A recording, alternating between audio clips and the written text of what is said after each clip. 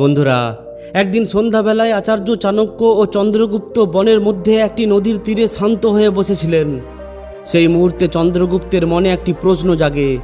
তিনি আচার্য চাণক্যের দিকে তাকিয়ে বিনীত স্বরে জিজ্ঞাসা করেন, হে গুরুদেব, জীবনে সাফল্য কে না চায়?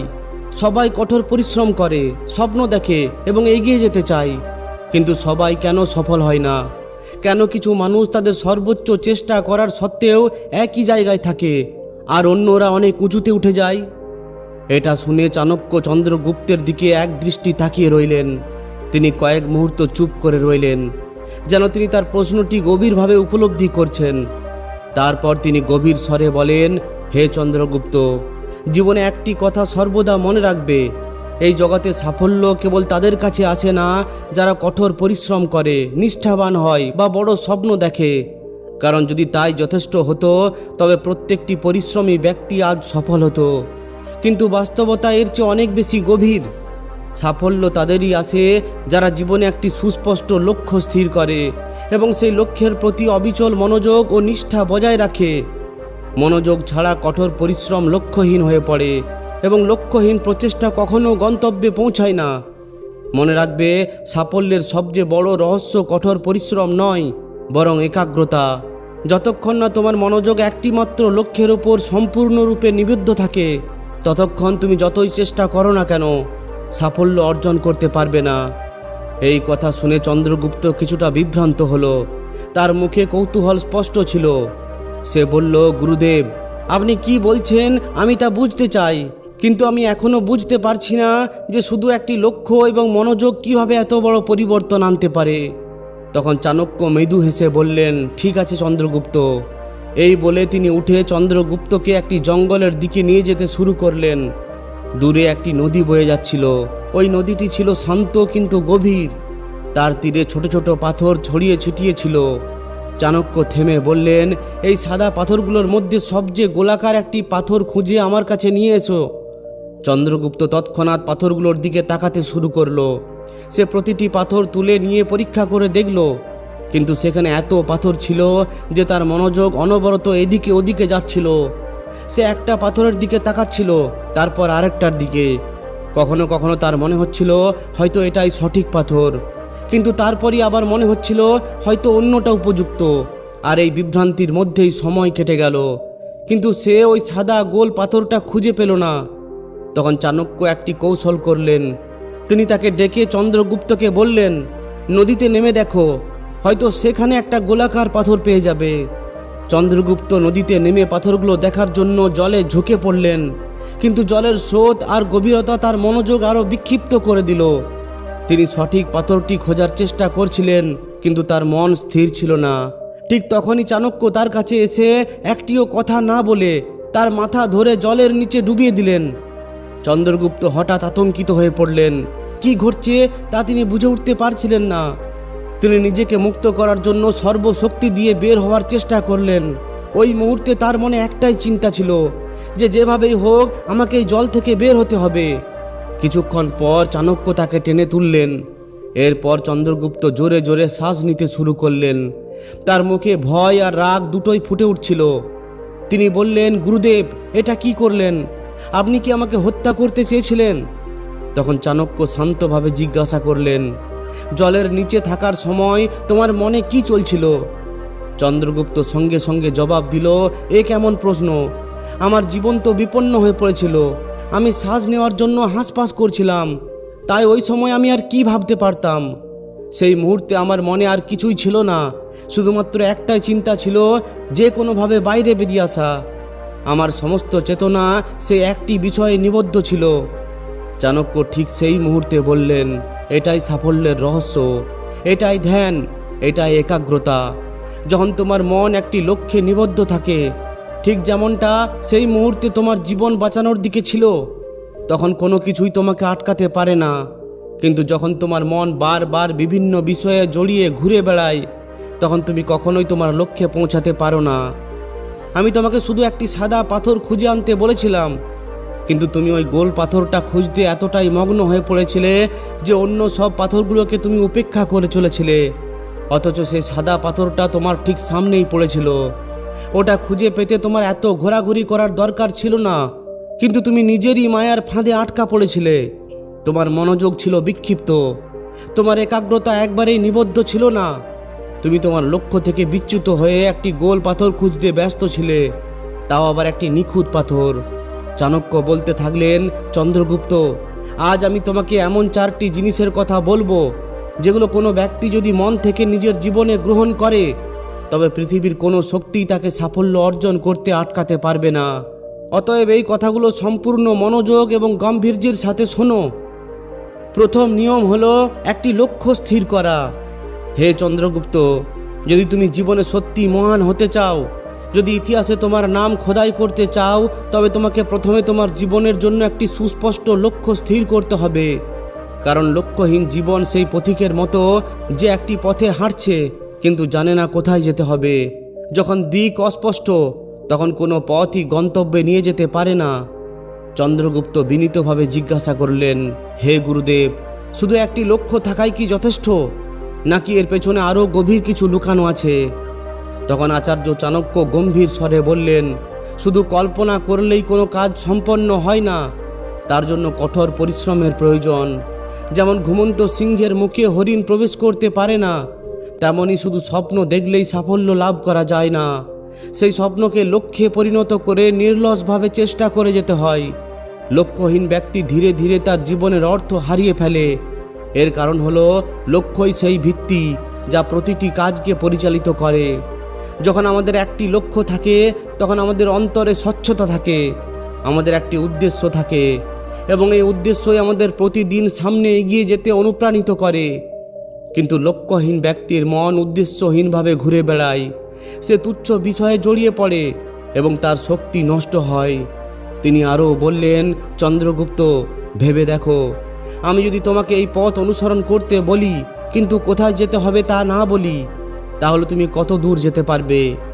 কিছুক্ষণ পর তুমি ক্লান্ত হয়ে পড়বে, তোমার উৎসাহ কমে যাবে এবং তুমি স্থির হয়ে পড়বে, কারণ এগিয়ে যাবার কোনো কারণ তোমার থাকবে না। একইভাবে যখন জীবনে কোনো উদ্দেশ্য থাকে না, তখন কঠোর পরিশ্রমও অসম্পূর্ণ থেকে যায় এবং মানুষ দ্রুত হাল ছেড়ে দেয়। তখন চন্দ্রগুপ্ত জিজ্ঞাসা করলেন, গুরুদেব, উদ্দেশ্যই কি সেই চালিকা শক্তি যা আমাদের এগিয়ে নিয়ে যায়? চাণক্য হেসে উত্তর দিলেন, হ্যাঁ চন্দ্রগুপ্ত, উদ্দেশ্যই সেই শক্তি যা তোমাকে প্রতিদিন ঘুম থেকে উঠতে অনুপ্রাণিত করে। এটি তোমাকে কঠিন সময়েও হাল ছেড়ে দেওয়া থেকে বিরত রাখে। যখন তোমার একটি স্পষ্ট উদ্দেশ্য থাকে, তখন তোমার মন আপনা আপনি সেই দিকে কাজ করতে শুরু করে, তোমার অভ্যাসগুলো বদলাতে শুরু করে, তোমার সময় সঠিক পথে ব্যয় হতে শুরু করে এবং ধীরে ধীরে তোমার পুরো জীবন সেই উদ্দেশ্যের সাথে সামঞ্জস্যপূর্ণ হয়ে ওঠে। তিনি বলতে থাকেন, কিন্তু মনে রেখো, লক্ষ্যটা শুধু একটা স্বপ্ন হওয়া উচিত নয়, বরং এটা এতটাই দৃঢ় হওয়া উচিত যে সেটা তোমাকে অলস হয়ে বসে থাকতে দেবে না। এটা তোমার ভেতরে এমন এক আগুন জ্বালিয়ে দেবে যা তোমাকে প্রতিদিন নতুন কিছু করতে অনুপ্রাণিত করবে।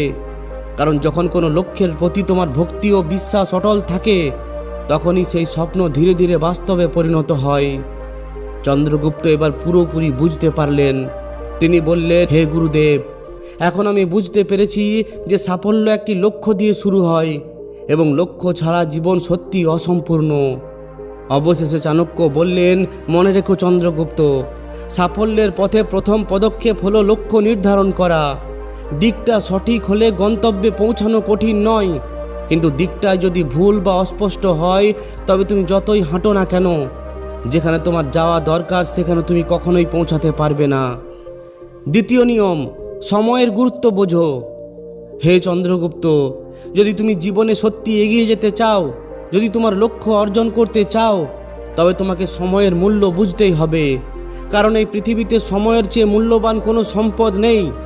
সময় একবার হারালে আর ফেরে না, আর যে ব্যক্তি সময়ের মূল্য বোঝে না, সময়ও তাকে মূল্য দেয় না। চন্দ্রগুপ্ত বিনীতভাবে জিজ্ঞাসা করলেন, হে গুরুদেব, মানুষ জানে যে সময় গুরুত্বপূর্ণ, তবুও তারা কেন তা নষ্ট করে? তখন আচার্য চাণক্য গম্ভীর স্বরে বললেন, সময়ই সকল জীবের জন্ম দেয় এবং তাদের বিনাশও ঘটায়। সময়ই সকলের ওপর রাজত্ব করে। সবাই ঘুমিয়ে থাকলেও সময় জেগে থাকে এবং কেউই সময়কে পরাস্ত করতে পারে না। অর্থাৎ সময়ই সবচেয়ে শক্তিশালী, আর এর চেয়ে বড় কিছুই নেই। তিনি বললেন, চন্দ্রগুপ্ত, যে ব্যক্তি অহেতুক কথাবার্তা, অলসতা এবং অর্থহীন কাজে সময় নষ্ট করে সে নিজের ভবিষ্যৎকেই দুর্বল করে ফেলে। কারণ সময়ই একমাত্র উপায় যার দ্বারা আমরা আমাদের লক্ষ্যে পৌঁছাতে পারি। এই সম্পদটাই যদি হারিয়ে যায় তবে সাফল্য কেবল একটি স্বপ্ন হয়েই থেকে যায়। তিনি আরও বললেন, দেখো, যখন তোমার একটি লক্ষ্য থাকে তখন তোমার সময়ের প্রতিটি মুহূর্ত মূল্যবান হয়ে ওঠে। তুমি প্রতিটি মুহূর্তকে সঠিক পথে কাজে লাগাতে শুরু করো। কিন্তু যখন কোনো লক্ষ্য থাকে না তখন সময় একটি বোঝা হয়ে দাঁড়ায় এবং মানুষ তা নষ্ট করে। এই কারণেই অনেক কঠোর পরিশ্রম করার সত্ত্বেও সাফল্য অর্জন করতে ব্যর্থ হয়, কারণ তারা তাদের সময়কে সঠিকভাবে ব্যবহার করে না। এরপর চন্দ্রগুপ্ত জিজ্ঞাসা করলেন, গুরুদেব, তাহলে সময়কে সঠিকভাবে কিভাবে ব্যবহার করা উচিত? চাণক্য উত্তর দিলেন, তোমাকে বুঝতে হবে যে প্রতিটি মুহূর্ত তোমাকে কিছু শেখানোর জন্য এসেছে। অতএব তোমার সময় কেবল সেই সব কাজে ব্যয় করো যা তোমাকে তোমার লক্ষ্যের কাছাকাছি নিয়ে যায়। যারা তোমার সময় নষ্ট করে তাদের থেকে দূরে থেকো, কারণ খারাপ সঙ্গই সময়ের সবচেয়ে বড় অপচয়। মনে রেখো, সময়ের সঠিক ব্যবহার তোমাকে সাধারণ থেকে অসাধারণে রূপান্তরিত করে। তিনি আরও বললেন, যদি তুমি সময়কে সম্মান করো তাহলে সময় তোমাকে সাফল্য এনে দেবে, কিন্তু যদি তুমি সময়কে উপেক্ষা করো তাহলে সময়ও তোমাকে পিছনে ফেলে যাবে। অবশেষে চাণক্য বললেন, মনে রেখো চন্দ্রগুপ্ত, সময় কারোর জন্যই অপেক্ষা করে না। অতএব কেবল তারাই জীবনে এগিয়ে যেতে পারে যারা সময়ের সাথে চলতে শেখে। তৃতীয় নিয়মটি হলো খুব ভোরে ঘুম থেকে ওঠার অভ্যাস গড়ে তোলা। হে চন্দ্রগুপ্ত, যদি তুমি তোমার জীবনে শৃঙ্খলা আনতে চাও, যদি তুমি তোমার মন ও শরীরকে শক্তিশালী করতে চাও, তাহলে তোমাকে অবশ্যই খুবই ভোরে ঘুম থেকে ওঠার অভ্যাস গড়ে তুলতে হবে। কারণ সকাল হলো সবচেয়ে পবিত্র এবং সবচেয়ে শক্তিশালী সময়। এই সময়ে প্রকৃতি শান্ত থাকে, পরিবেশ নির্মল থাকে এবং মন একাগ্র থাকে। চন্দ্রগুপ্ত জিজ্ঞাসা করলেন, হে গুরুদেব, খুব ভোরে ঘুম থেকে উঠলে কি সত্যি এত বড় পার্থক্য হয়? আচার্য চাণক্য উত্তর দিলেন, ব্রহ্ম মুহূর্তে ঘুম থেকে ওঠা উচিত, কারণ এই সময়টি স্বাস্থ্যের জন্য উপকারী বলে মনে করা হয় এবং এই সময়ে করা কাজ সাফল্য নিয়ে আসে ও মনকে শুদ্ধ করে। তিনি বললেন, চন্দ্রগুপ্ত, যখন তুমি খুব ভোরে ঘুম থেকে ওঠো তখন তোমার মন শান্ত থাকে, তোমার বুদ্ধি, মন আরও তীক্ষ্ণ হয় এবং তুমি আরও স্বচ্ছতার সাথে তোমার কাজগুলি সম্পাদন করতে সক্ষম হও। এই সময়েই তুমি তোমার লক্ষ্যের দিকে সবচেয়ে কার্যকরভাবে কাজ করতে পারো। তিনি আরও বললেন, যে ব্যক্তি দেরিতে ঘুমায় সে অলসতা নিয়ে দিন শুরু করে, তার মন ভারাক্রান্ত থাকে এবং সে তার কাজে সম্পূর্ণ শক্তি দিতে পারে না। কিন্তু যে ব্যক্তি সকালে তাড়াতাড়ি ঘুম থেকে ওঠে সে শক্তি, উৎসাহ এবং স্বচ্ছতা নিয়ে দিন শুরু করে, আর এটাই তাকে অন্যদের থেকে এগিয়ে রাখে। তখন চন্দ্রগুপ্ত জিজ্ঞাসা করলেন, গুরুদেব, শুধু সকালে তাড়াতাড়ি ঘুম থেকে ওঠাই কি যথেষ্ট? চাণক্য উত্তর দিয়ে বললেন, না, কিন্তু এটি শৃঙ্খলার সূচনা। যখন তুমি সকালে ঘুম থেকে উঠে ধ্যান করো, অধ্যয়ন করো এবং তোমার লক্ষ্যের জন্য কাজ করো, তখন এই অভ্যাসটি ধীরে ধীরে তোমার জীবনের অংশ হয়ে ওঠে এবং এই অভ্যাসই তোমাকে মহান করে তোলে। তিনি আরও বলেন, কিন্তু এর জন্য রাতে সময় মতো ঘুমানো অপরিহার্য। তোমার শরীরকে পর্যাপ্ত বিশ্রাম দাও, কারণ কেবল একটি সুস্থ শরীর এবং একটি শান্ত মনই তোমাকে সাফল্যের দিকে নিয়ে যেতে পারে। এরপর চন্দ্রগুপ্ত বিনীতভাবে উত্তর দিলেন, হে গুরুদেব, এখন আমি বুঝতে পারছি যে সকাল সত্যি একটি আশীর্বাদ এবং এটিকে বিচক্ষণতার সাথে ব্যবহার করাই বুদ্ধিমানের কাজ। অবশেষে চাণক্য বলেন, মনে রেখো চন্দ্রগুপ্ত, যে ব্যক্তি শৃঙ্খলার সাথে তার দিন শুরু করে তার সমগ্র জীবন সুশৃঙ্খল হয়ে ওঠে এবং সেই ব্যক্তি ভবিষ্যতে মহান হয়। চতুর্থ এবং সর্বশেষ নিয়মটি হলো ইতিবাচকভাবে চিন্তা করা এবং নিজেকে অনুপ্রাণিত করা। চন্দ্রগুপ্ত, যদি তুমি জীবনে সত্যি মহান হতে চাও, যদি তুমি প্রতিটি পরিস্থিতিতে অবিচল থাকতে চাও, তবে তোমাকে অবশ্যই ইতিবাচকভাবে চিন্তা করতে হবে। কারণ মানুষ তাই হয়ে ওঠে যা সে চিন্তা করে এবং তার চিন্তায় তার ভবিষ্যৎ গঠন করে। চন্দ্রগুপ্ত বিনীতভাবে জিজ্ঞাসা করলেন, হে গুরুদেব, শুধুমাত্র ইতিবাচক চিন্তা করলেই কি সাফল্য লাভ করা যায়, নাকি এর পেছনেও অন্য কোনো রহস্য আছে? আচার্য চাণক্য গম্ভীর স্বরে বললেন, মানুষের মনই তার বন্ধন ও মুক্তির কারণ। যদি মন পার্থিব সুখে মগ্ন থাকে এবং নেতিবাচকতায় নিমজ্জিত থাকে তবে তা মনকে আবদ্ধ করে, কিন্তু যদি মন ইতিবাচক এবং নিয়ন্ত্রিত হয় তবে তা মনকে মুক্ত করে। চাণক্য বলেন, চন্দ্রগুপ্ত, যখন তোমার চিন্তা ইতিবাচক হয় তখন তোমার ভেতরে একটি নতুন শক্তি উৎপন্ন হয়। তুমি প্রতিটি পরিস্থিতিকে একটি সুযোগ হিসাবে দেখতে শুরু করো। অসুবিধা তোমাকে ভয় দেখায় না, বরং তোমাকে আরও বেশি শক্তিশালী করে তোলে। কারণ যখন তোমার চিন্তা ভাবনা নেতিবাচক হয় তখন ছোট ছোট সমস্যাও বিশাল বড় বলে মনে হয় এবং তুমি চেষ্টা না করেই হাল ছেড়ে দাও। তিনি আরও বলেন, মনে রাখবে, জীবনের অসুবিধাগুলো স্বাভাবিক। সংগ্রাম ছাড়া কেউ সফল হয় না। পার্থক্য শুধু চিন্তা ভাবনায়। যারা অসুবিধায় ভয় পেয়ে সেখানেই থেমে যায় আর যারা সেগুলিকে চ্যালেঞ্জ হিসাবে গ্রহণ করে এগিয়ে যায় তারাই সাফল্য অর্জন করে। তখন চন্দ্রগুপ্ত জিজ্ঞাসা করলেন, গুরুদেব, যখন বারবার নেতিবাচক চিন্তা আপনার মনে আসে তখন আপনি নিজেকে কিভাবে সামলান?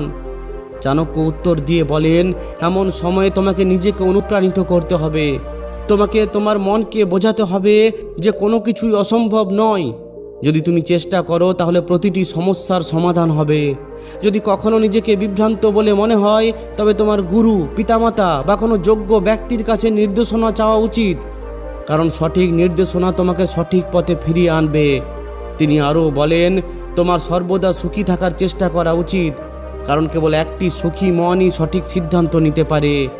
যে ব্যক্তি সর্বদা দুঃখী ও বিষণ্ণ থাকে তার মন কখনো স্থির থাকে না এবং সে তার কাজে নিজের পূর্ণ সমর্থন দিয়ে অবদান রাখতে পারে না। কিন্তু যে ব্যক্তি হাসি মুখে জীবনযাপন করে সে কেবল নিজেই সুখী থাকে না, বরং তার চারপাশের মানুষদেরও ইতিবাচক শক্তি যোগায়। চন্দ্রগুপ্ত বিনীতভাবে বললেন, হে গুরুদেব, এখন আমি বুঝতে পারছি যে চিন্তাই সেই শক্তি যা একজন ব্যক্তিকে উন্নত করতে এবং অবনমিত করতে পারে। অবশেষে চাণক্য বললেন, মনে রেখো চন্দ্রগুপ্ত, যদি তুমি তোমার মনকে জয় করতে পারো তবে এই পৃথিবীর কোনো শক্তি তোমাকে থামাতে পারবে না। কারণ যখন তোমার মন ইতিবাচক থাকে এবং তুমি ক্রমাগত নিজেকে অনুপ্রাণিত করো তখন সাফল্য কেবল একটি ফলাফল হয়ে দাঁড়ায়। তো বন্ধুরা, আশা করছি এই ভিডিওটি আপনাদের দারুণভাবে উপকৃত করেছে। যদি এই ভিডিওটি সত্যি শিক্ষামূলক বলে মনে হয়ে থাকে তাহলে অবশ্যই একটি লাইক ও শেয়ার করে দিন। আর যদি এই ধরনের শিক্ষামূলক ভিডিও আরও পেতে চান তাহলে আমাদের এই চ্যানেলটিকে অবশ্যই সাবস্ক্রাইব করে নিন। ধন্যবাদ।